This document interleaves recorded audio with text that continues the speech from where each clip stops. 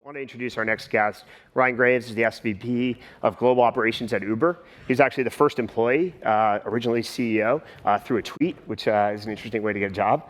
Before that, he worked at Foursquare and I think GE's healthcare division. So come on stage and we'll talk about running a company. How's everyone doing? So Uber now has 7,000 employees, and I hear about 2,300 of them report to you. Yeah, it's a little. I think we're almost towards 8, and it's almost towards 4, but it's in that range. So when you joined Uber, how many employees had you managed? The largest team I had was 18. So how did you learn to scale running hundreds, tens to hundreds to thousands of people?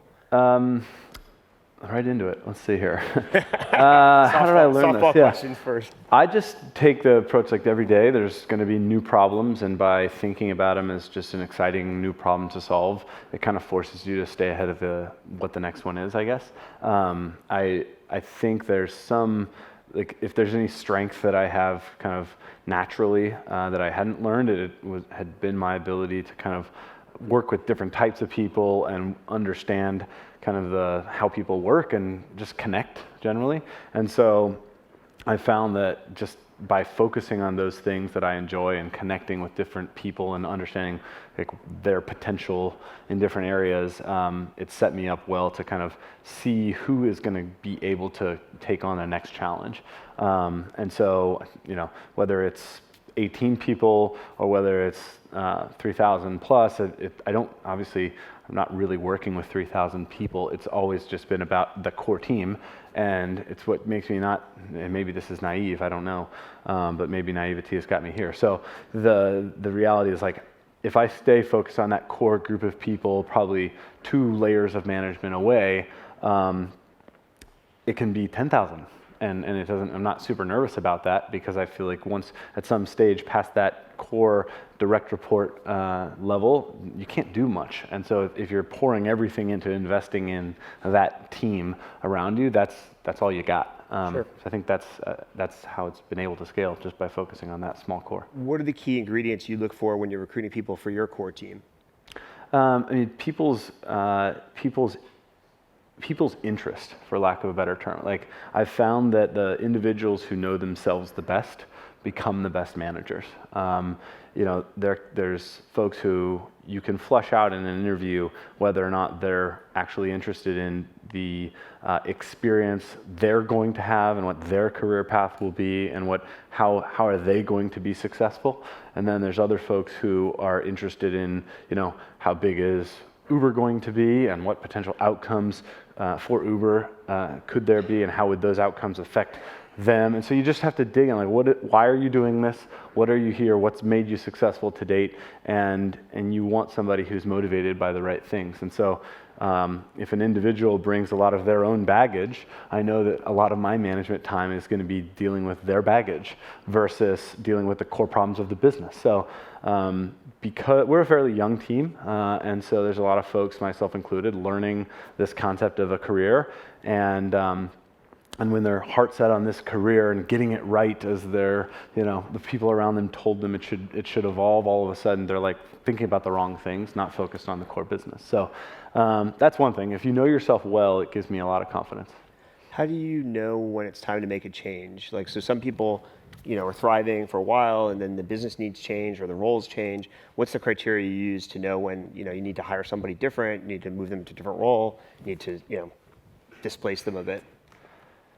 Yeah, I think, there's different, it comes down to how an individual responds to a problem, really. And if they're objective about what's going on and what might have caused the problem, I almost would rather have someone say, I did X, I maybe missed the ball here or here, and this has been the outcome, and this is what I'll do going forward. I'm like, okay, you're aware of all the dynamics in the problem, yourself included. If someone's, responds with feedback with like, here's how that came to be, right? Even if it doesn't have to be defensive, but if there's any slice of them being defensive, there's a little bit of a cover, there's a little bit of comfort that they don't have about what the plan going forward might be. So I feel and listen to defensiveness. And I think if someone's not defensive, it gives them an objectivity to the environment that they're in to be able to identify what the problem is. And I actually think, responding to a problem and executing from there is not rocket science usually. Being able to identify where something could go wrong in the future that's the magic. That's the skill set that is most interesting to me, because you know things are going to be changing so quickly that problem identification is just much more valuable than just putting a solution in place. So. And then one time when we were speaking together, you mentioned this concept of a personal growth curve versus the company's growth curve, and how do you use that? Yeah, I think the high level concept is like there's a rate at which one can learn, and this is the most valuable thing to pay attention to, I think, in terms of finding future leaders.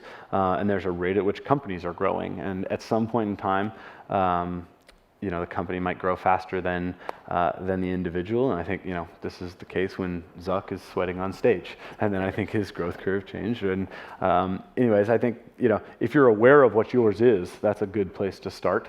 And the reality is, I kind of feel like it's always the case for me. I feel totally in control, and things are great, and my team is strong, and then a month later it'll be like, what the hell is going on? How do I manage through the scale and whatnot? So I think that's the reality that you have to deal with, and the folks who are most aware of that and not afraid of it, I actually have, again, a lot more confidence in. They don't come at things defensively. They're just like, here's what I'm doing to learn. And I love the folks who really come off as students of the game and really want to learn for the sake of the benefit of the company, if that makes sense. Yeah, absolutely. So I want to shift gears a little bit, because from afar, at least, one of the things that most impresses me about Uber is the way you use culture, and the way culture isn't just some words on a whiteboard, but you actually use it as an acid test to make decisions. So can you talk a little bit about how you've preserved the entrepreneurial culture of Uber as you've went from one employee to thousands? Yeah, we have a few things going for us that's unique to most companies. I think the distributed nature of the company is huge. The average Uber experience, at least on my team, on operations, these are the folks who are the GMs of the city who run the business market by market. And in all 400 plus markets, the average Uber experience is maybe 7 or 8 people. So it's a hell of a lot easier to keep a startup culture in offices of 7 to even 30 or 40 people than it is 1 or 2 or 3 main offices of many thousands. So that's one thing we have going for us. I think the concept of culture is usually like it's painted as magic that you're not supposed to understand. For me, it's really straightforward. There's actions or behaviors, and there's rewards and penalties. That's it. And so the actions that are rewarded are going to be the culture that everyone follows, because I don't think anybody gets up in the morning and wants to fail at work. They all want to succeed. And so the human nature is to look for the people who are succeeding and follow what they do. It's not rocket science, I think. So at the end of the day, we have a certain set of behaviors and kind of mentalities, for lack of a better term, that we want to preserve and make strong and kind of reinforce, and then others that we don't. And so we actually we got to the penning and the defining of our cultural values a bit late.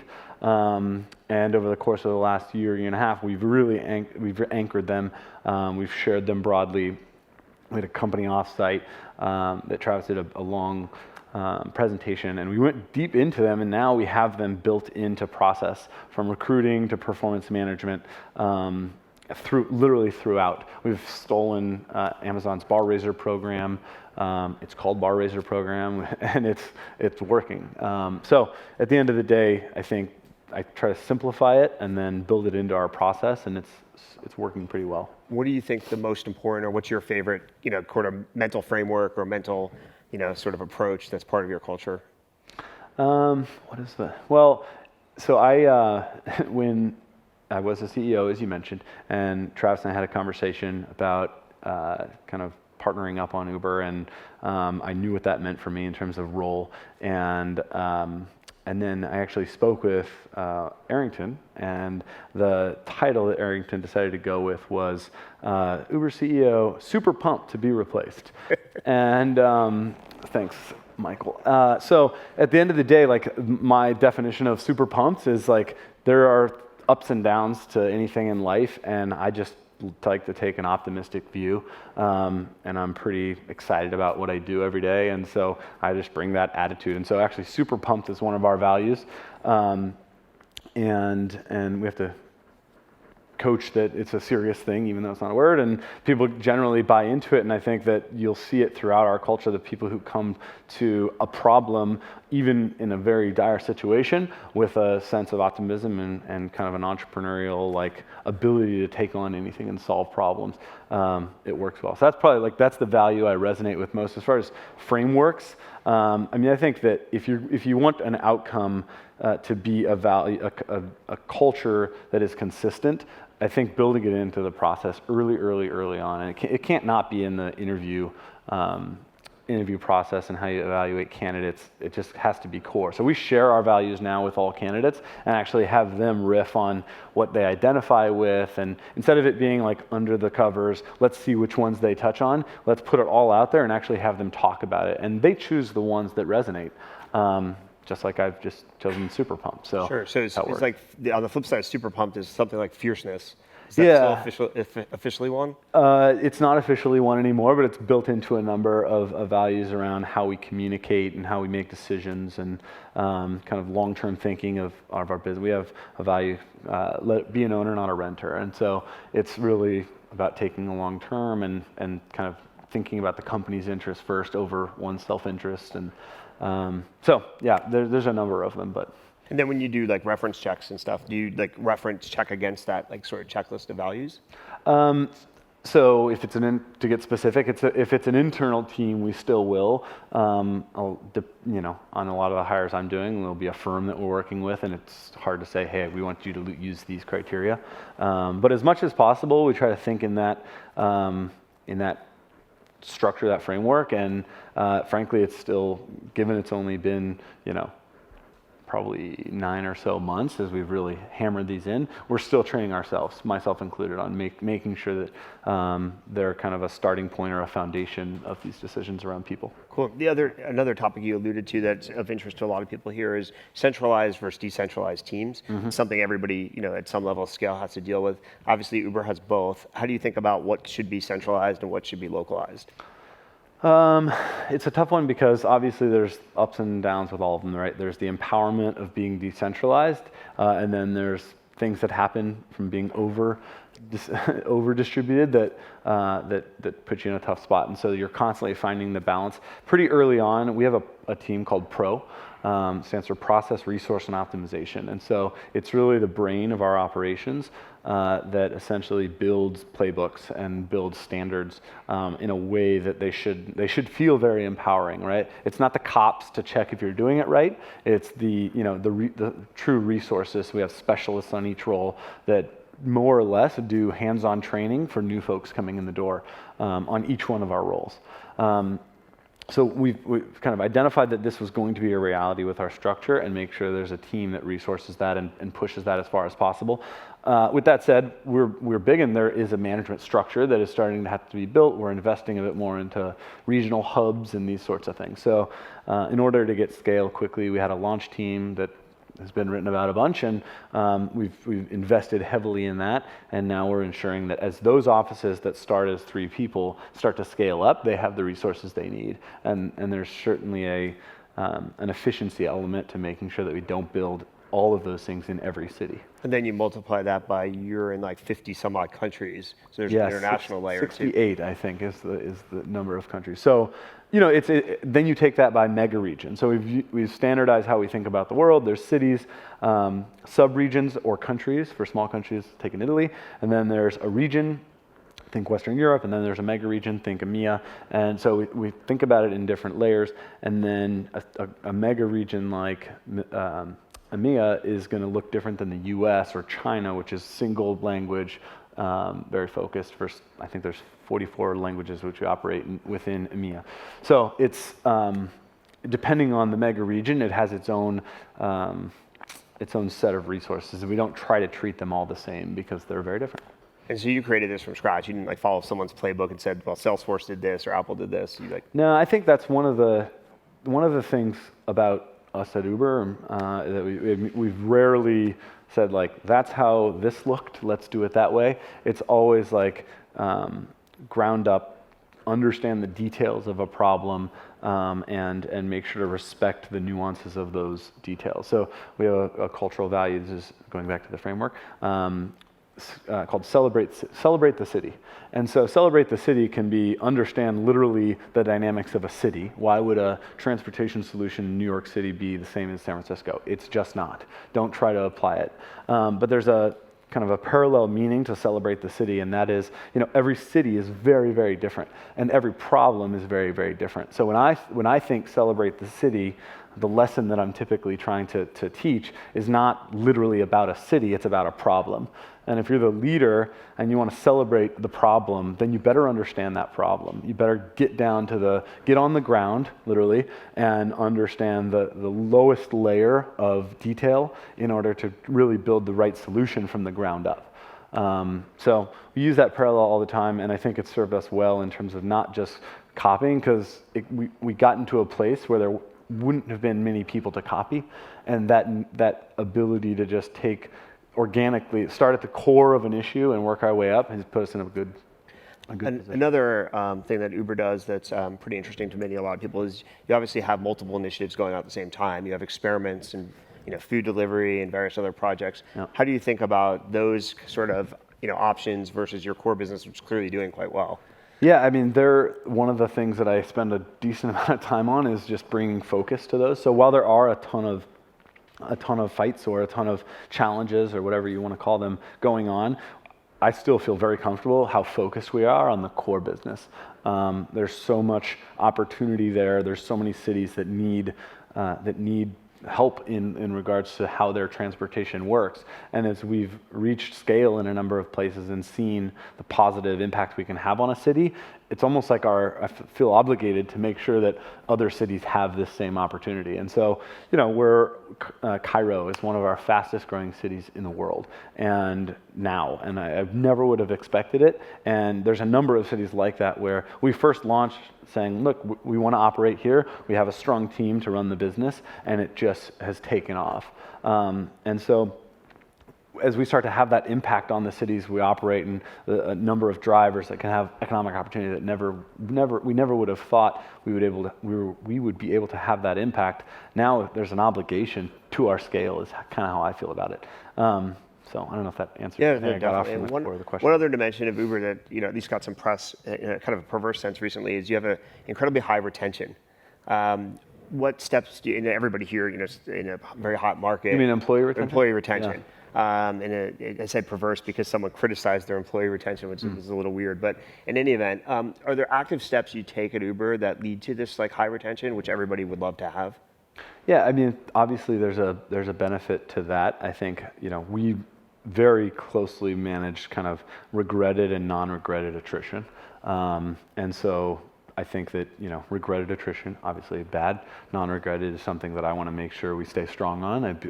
I think. Yeah, I often make an analogy to like a bush. You don't want to build a hedge. You want a bonsai tree, like get in there and clean it up. And so the reality is attrition should be managed and whatnot. I think from a retention standpoint, we have the benefit of our value scaling. So I'm not going to avoid the obvious that there's not a lot of reason economically for people to leave. With that said, I think what we've now watched very closely is there's a number of folks that are reaching their 4 years, and we have pretty standard vesting schedules, like I'm sure most people in the room. And I'm at 6.5 years, so I'm the first to be like, why am I still doing this, and what's still motivating about it, and kind of apply what my emotions about my role and relationship with the company are to how everyone else feels, and make sure we're all on the same page. And what's kept me super excited is just the number of problems that I've been able to see that I wouldn't be able to see anywhere else. I've never had a 6-month period in 6.5 years that has felt anywhere near the same or remotely close to the previous one.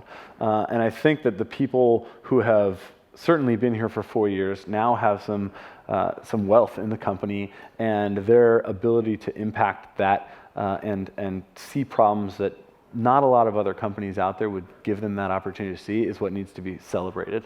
And so we're looking for, what are the roles that would get you most excited? And the more you can have a one-on-one conversation with someone that they trust most about what does the next, 18 months look like, I think pushing it out into like the next 4-year period, the generation that is at Uber, like I said, we're fairly young. They don't think in 4-year periods. That's insane. So trying to talk about the next 5 years is stupid. Talk about the next 18 months, it's tangible, and you can actually do something about it, and then they feel like it's authentic, and you're actually planning for them. That's how I feel personally, and that's how I talk about the problem. And final topic, obviously you work with a very visionary, very energetic CEO. Many of these people also are similar in that sense, and they want to find people to hire as a partner. Yeah. Any lessons learned from working at right in the trenches with Travis all the time about what other CEOs and other people who are hiring senior executives should look for? Yeah, I think it's like a stereotypical answer, so I apologize, but like we're very different. So I think the reality of that, that's important as you're building a team. This is an art, not a science. You can't, we're just talking about it out there. You can't say this is the skill set that I need and I only want people like this. That team will never fly. And so I think we didn't really recognize it out of the gate how different we were. And there's certain things that probably Travis wishes that I was better at. And there's things I wish he was better at. But knowing what those things are, having a respect for where the core strengths are and they're not, and make sure that we realize that they're complementary and using the skill sets in the right way. So if we're doing anything around people on our scale or process, I'm deeply in the mix. If he wants me to go deep on our financials, like I'm not going to do that. And there's a lot of people who would say, well, if you don't have that skill set, you can't be valuable in this business. I think that's crazy. So we respect the core talents and go from there, I guess. Cool. Well, let's take a couple questions from the audience. I'm sure there's definitely some people. I see a bunch already. Yeah. You mentioned that Uber had implemented Amazon's bar raising program. And it was working. Can you just talk about that, how it's going and what it is? Yeah, so I mean, we intentionally used the name bar raisers because I didn't like this notion of everything that we do at Uber has to be Uberized. It's like, how arrogant is that? It's not our process and it works. Let's just move much quicker and implement it right away and call it bar raisers and go from there. So there's that piece. High level, the bar raisers concept, for those who don't know, is if you're hiring, for every hire you make, if they're better than the average, the bar is always going up at the very highest level. So there's an individual who plays the role of the bar raiser who's there to facilitate the most productive conversation around a candidate as they can. It's not actually to get to the right answer, hire or no hire. It's just about facilitating the discussion so that everyone's voice is heard, so that unconscious bias is surfaced, so that you just have the most high-def discussion as possible, and that will lead to the best decision. So we've implemented this. We have this role. The people who play this role are some of our best, not just performers, but best team builders. So they have a track record of bringing in the right individuals to the team who are successful. That's what the program is, and it's worked. And then in the Amazon canonical case, the bar raisers have a veto on any hire. Have you implemented that part too? We're a little softer on that. I think we empower the hiring manager a bit more. I think it kind of goes back to our empowerment of an entrepreneurial type leader. To not have the call on who you're going to hire is a little bit much for me. So. Cool. Question for you. Sorry. Yeah, question for you, Ryan. Can you throw a hand up? Sorry. Oh, got it. Obviously, you've localized your experience quite a bit as you go to India and you go to Cairo and all these other countries. Can you talk about how that really started? Was that something you knew from day one, or is that something for companies that are starting to go international, how do you think they should approach that? I mean, it's a balance. I think we've tried to hold a standard Uber experience, and then there's the reality that there's a competitor on the ground in every market we go into, and so you have to be in touch to that reality, otherwise you're done. A perfect example is the concept of cash, being able to pay cash for an Uber ride. Something that in this country, we're like, what? Like, what an anchor to the past. And so that's been my feeling. Like, why would you anchor yourself in the past with this cash thing? It's not how the world should work or will work over time. But there's regions, countries that don't have near the infrastructure, as you well know, and you've got to be in touch to that reality. That's in the Celebrate City category. You got to understand that that's important to compete. There's other things, mapping or other details around how the application that works that you've got to have an on the ground perspective in order to get it right. So that's a super high level answer, but we've basically taken certain regions that probably deserve the most customization and empowered an on-the-ground voice into our product teams in terms of how we should compete, what services or products a competitor would have, et cetera. Ryan, one of the things I struggle with a lot as I work with a lot of the founders is preserving founder instinct seems to be much more important than good management process. Mm-hmm. But good management process with founder instinct is the best combination. Okay, makes sense. Any advice on, because most founders have crazy ideas, sort of like they're unreasonable people mostly. And that doesn't make for a good organization, but does make for figuring out a new area, a new disruptive approach, that kind of thing. Mm-hmm. Speak to what kind of COO or president sort of best complements a founder, and a little bit more broadly about if you have that kind of founder, what kind of team would you recommend around them? A question I ask everybody here all the time. Yep. Most founders are unreasonable people. Okay. I think there's... Totally reasonable. I think Travis knows when he can be reasonable or unreasonable. And I think that over the course of 6 or so years, he has grown in a meaningful way. And I see, I've seen that play out. And so I think the willingness to, as an investor, I would be evaluating that in the unreasonable people. Are they going to be open to evolving themselves? And my question was less about reasonable or unreasonable, but about founder instinct and preserving that and leveraging it with good management. I don't think you can separate the two, because I think unreasonable approaches to problems is the same as founder instinct. At least that's been my experience. So, so much of the magic in how Travis has led Uber is, you go and you say, look, we have three choices on this problem. There's X and there's Y and there's Z, and they each have their upsides and downsides.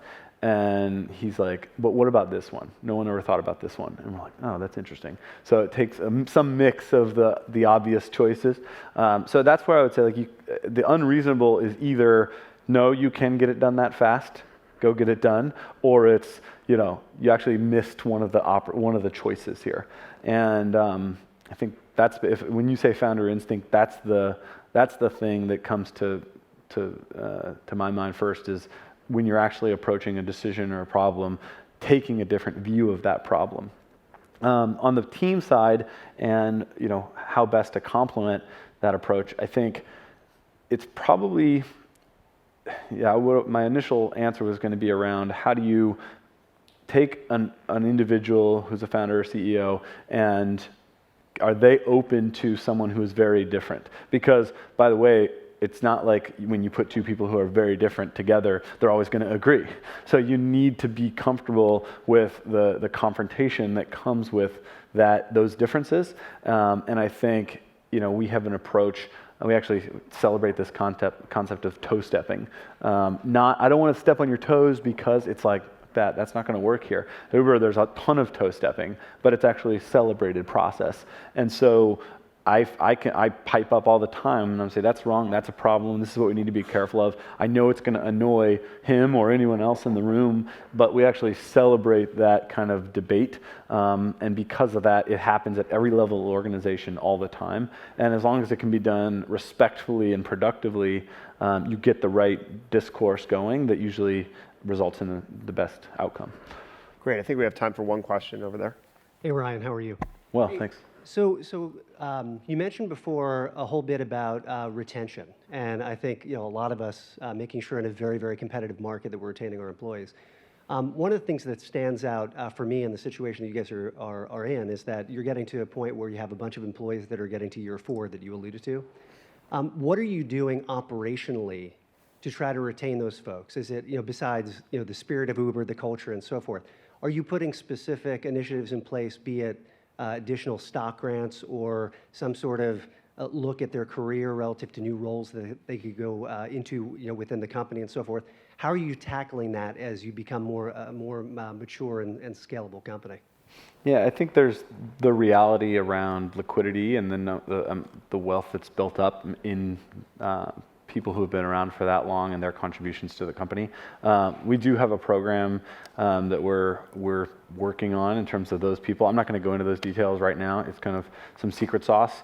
But trying to find, I really believe that at the end of the day, you can flesh out whether someone's just there for a paycheck or not, and it's going to really be about finding the ways to kind of unlock, because you can keep someone in a seat. That's easy, right? The direct answer to your question would be like, here's the program, how to pay them, and how much do you need to get paid, and relative to their alternatives, all these things.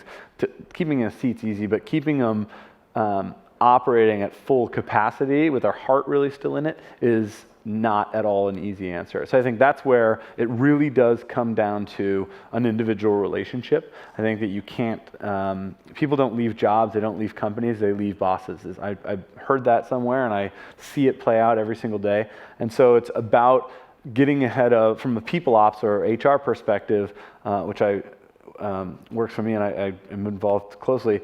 It's really about identifying those folks who are hitting those milestones and then putting together individualized plans and kind of here's what's at your disposal to their manager. Say here's how you should manage that person, and it is going to change, and their motivations are going to change. So I just think it's about respecting the fact that it's a relationship and having a plan for the individual versus a blanketed policy. That's just not going to work. Great. Thanks very much, Ryan. Of course. Thanks for the time, guys.